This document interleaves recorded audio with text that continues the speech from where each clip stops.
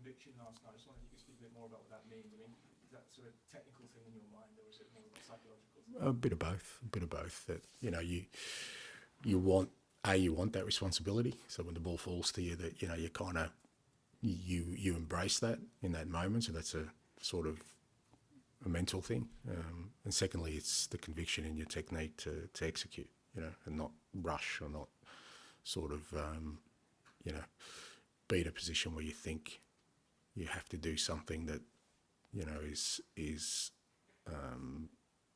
way out from the norm of what you normally do. So look, goal scoring it's the hardest thing in football. We know that, but at the same time, I think there's a methodology and a kind of mindset that when you get into those areas that if you follow and you're really disciplined in your approach and have conviction in what you're doing, you can give yourself a better chance.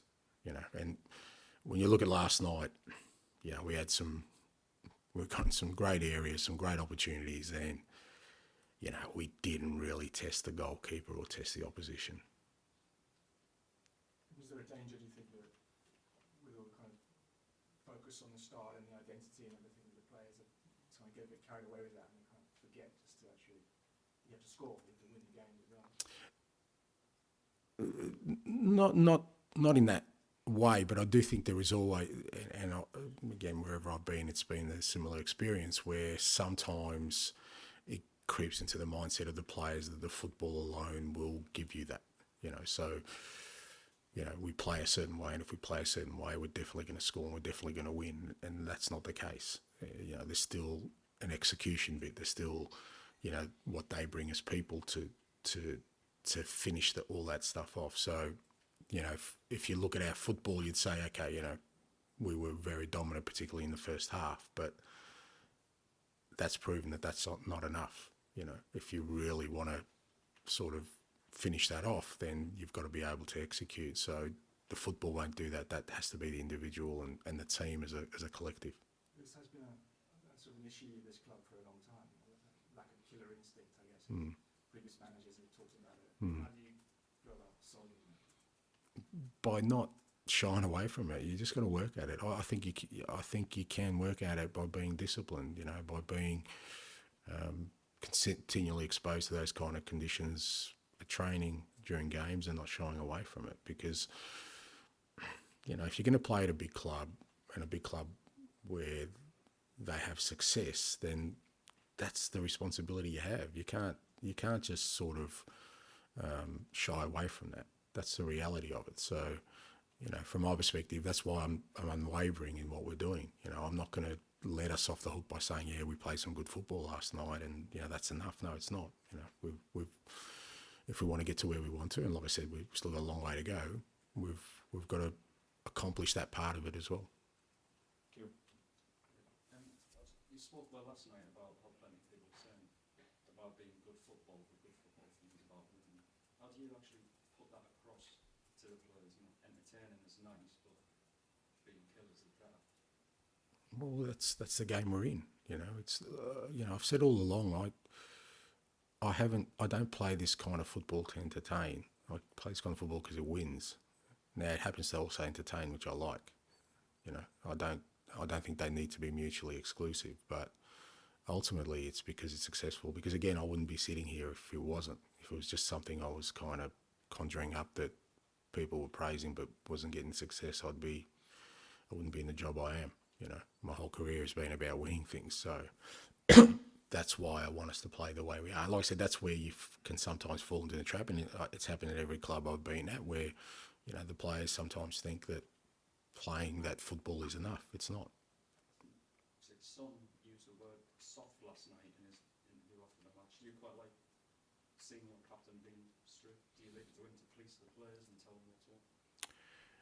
Yeah, look, again, with the players,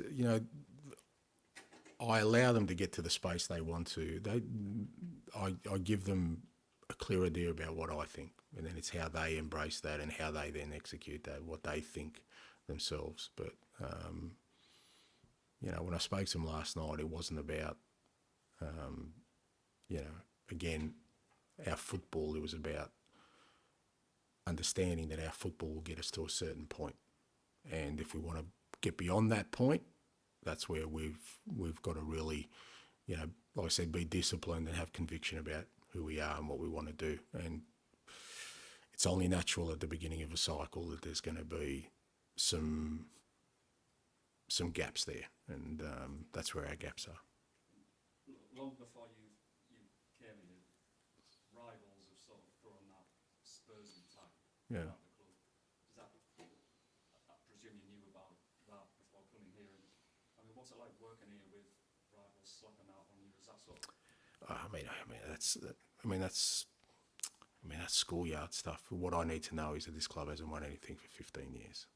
That's all I need to know. Now, why that is, and why other people may think that is, that's, whatever tag you put that, that's the reality, yeah. And there's no going away from that. There's no point in me trying to disguise that, or anyone else at this football club trying to disguise that. If you want to be successful, then you, like most organisations, you've got to learn from the mistakes of the past. You've got to come up with a plan, and you've got to stick to it, as I said last week. And whatever sort of tags other people want to put on it, that can't be your motivation. That can't be what drives you. What's got to drive you is, like I said, that, if you want to bring success, you've got to have a clear idea of how you're going to go about it, and then stick to the process. Have you heard the old saying about if you give a footballer an excuse, he'll take it? And I mean, do you think that that's fair? And also, I'm just listening to your very firm, no excuses kind of messaging. You mentioned Harry Kane because they've sort of the injuries. How important is it that you're obviously really hitting that hard? Yeah, I think you're being a bit harsh on footballers. I think all of us in life would do that. It's but in elite sport, it's even more important that you don't allow that to happen, because there isn't any time in your existence as an elite sportsman or as an elite team where there won't be the ability to make an excuse. They're always there, always. It's whether you choose to, let them infiltrate in what you're trying to do, or you use them as a motivation to become stronger in other areas. Because, even if we had one last night and come out today 3 points better off than where we were, we'd still be at the start of a cycle, and we'd still have plenty of excuses for Sunday, and we'd still have plenty of other things that will come up across our path that if we wanted to use them as a clutch, you can use them. But that's how you don't get to be successful. I'm really apologetic about my lateness, but I don't know if you were asked this at the top of the press conference, but if Chris came to you and said, it's my first shot at a number one job, I want this, does that mean that you wouldn't stand in his way? Well, it's not my decision, it's a club decision, but like I said before, and I know you weren't in it, I believe it's part of what I do. I develop staff, I develop players, and I think the sign that you've got good people in your building is that they're wanted by others. So I'd be much more concerned if no one was showing an interest in our people. But in terms of the way forward, well, that's going to be a club decision, and Chris will be involved in that. I'll have my views, but I won't be the final sort of say in that. Just back to what Kieran was saying about the Spurs attack, which you understand and describe as schoolyard stuff, but when you have a run like this, 5 games in a row, taking the lead, not winning games, it's often the first thing they use to beat you. I'm just wondering, since you've been here, do you get any sense that that kind of perception weighs the players down to it? Put it this way, it shouldn't weigh the new players down because they have no history in it. Now, whether it weighs the ones who've been here, that's something that, it's hard for me to gauge, but it's not something that I reflect on or kind of talk about from a historical perspective. All you can do is chart your way forward. If you want to change perceptions, there's only one way to do it. It's not going to. People are not going to just change their minds and change what they think about you because you want them to. You've got to give them a reason to. And that's the position we're in. And that's, like I keep saying, that's why I'm here, because the club wanted to change its course. So that's what I'm doing. And, I think I said in day one, change means change. Change in everything. change. And if it means change in mindset because maybe people are carrying, scars of the past, well, let's get rid of them. You can't just wish upon things. Things have to happen. You have to change the course of what you're doing. And that's what I'm embarked on. And, I'm at pains to say, and it sounds repetitive, but we're just at the beginning. For in my mind, what we need to look like, we've got a long way to go. Notwithstanding that, in the meantime, in the short term, we still got to, provide reward for our supporters and make sure that as a football club we're in the position we need to be. Just on Brennan, you pointed out he's a young player. He's at the start of his journey. He was also signed for quite a lot of money for Tottenham. I know the fees these days are mad, but it was an expensive fee. I was wondering, do you get any sense that fees weighing in there? Again, he's joined a big football club. You can't play for a big football club and hide away. It doesn't happen. If you want to play you look at any player who goes to a big football club, that's where they want to be. They want the responsibility. They want the limelight. They want to be the person that, makes that difference. And that's why Brendan came here. He could very easily have stayed at Nottingham Forest, where, again, he was making a great career for himself, but he wanted to get out of his comfort zone because he'd been there for so long, and he chose to come to a big club. Well, that's part of being at a big club, and I know he knows that, but that's not just an overnight thing. He will come to embrace that, I'm sure.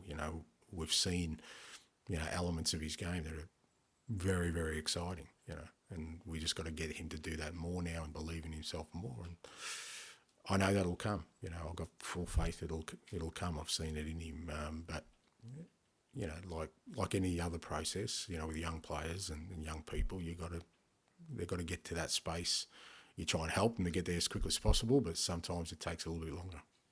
Just that message about the responsibility of being at a big club and what it comes with, that seems quite relevant to Charleston as well. I know he's just come back from injury. He's obviously had a difficult time, from at least from goal scoring since he's been here, but it feels like, particularly with the injuries, and particularly with Son, might miss the game, this is his chance, this is his time. Do you feel like, presumably you want him to step up now, and that's the... It's not about wanting him to step up, but like you said, that's the opportunity, and again, with all footballers, that's all you can really ask for. There's nothing more that, a club or a manager can provide for you, but, the basic framework of saying, well, here's an opportunity for you, and, your opportunity now exists to, make your own mark and make an impact. So, I mean, it's great to have him back, and fair to say he looks a lot freer and better physically than he did earlier in the year when he was kind of struggling through things. So, it seems like the intervention, in terms of the medical intervention, has been positive for him. He's short of some match fitness, but it was good to get him, on last night for a bit more time. And, we're going to need him. We're going to need all the guys because, like I said, the group we've got at the moment is what we're going to have between now and sort of foreseeable future. So, they're the ones that are going to have to sort of turn the fortunes around. Darren, anything to finish us off? Just one from me. You kind of spoke this earlier in the season about how your own career trajectory, you've always had to defy the odds and prove who you were, and you're proud of that. You can apply that now in real time, I can imagine, this whole Spurs thing. Yeah, exactly. And, I have, Darren, I have the benefit of experience. I've been through this many times. So I know unequivocally what we need to do. But for a lot of these guys, it's the first time. And I'm always mindful of that wherever I've been. And that's why I know that invariably, sometimes it's happened at the beginning of my tenure, sometimes it's happened in the middle, sometimes it's happened at the end of the first season, but always in that first season there's challenges, and players need to go through that and come out the other side and see that, okay, we've survived that. It hasn't killed us. We're still going. We're still alive. We're still upright. And if anything, it can make us stronger going forward. But like I said, I have the benefit of that experience. The players don't. My role in this is to guide them through that. I know how we get through this, and I know what the road forward looks like. but they got to go through it themselves and find out about themselves. Do they want to be part of this? Because it's not going to get any easier. That's the one thing I keep telling them. There's never going to be a time where it's going to be smooth, not while I'm at the club. Even when things are going well, I'm going to be pushing for us to be better. I'm going to be pushing for us to improve. I'm going to be pushing for us to bring success to this football club. So there's never going to be a time where they can, feel any sort of comfort that, things are going to run smoothly. So, the more they embrace this side of it, and it's a great time for me this is where I'm, apart from the beginnings, this is where I'm most alert, not just with the players, with the staff, with everyone at the football club. How's everyone reacting to this? It gives me a good indicator about what we need to do going forward. Okay, thanks, guys. Thanks, guys. Thank you.